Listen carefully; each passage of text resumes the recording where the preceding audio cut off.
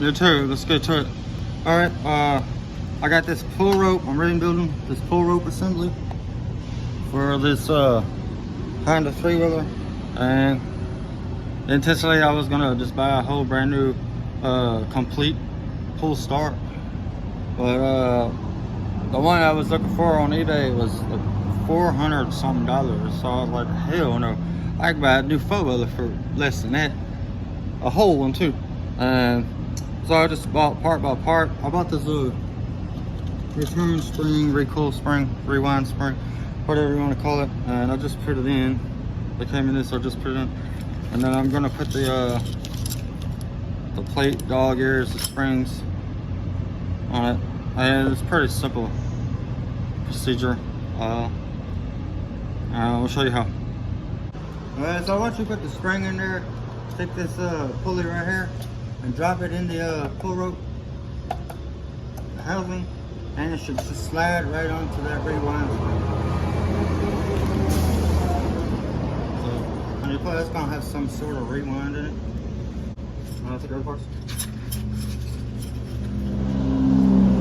And then these U-springs, butterfly springs, whatever you want to call them, they go on these little teeth, ear, dog ear looking pieces. So when you put it in the pull rope, assembly, come in like that, or fit,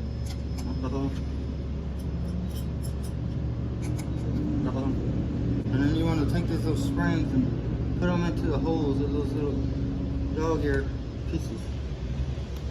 So when this thing cranks up, it's rolling this way, these dog ears are going to come out and catch hold of that little thing. And these springs, don't lose these springs, because these springs pull these little ears back in, keep them from getting torn up.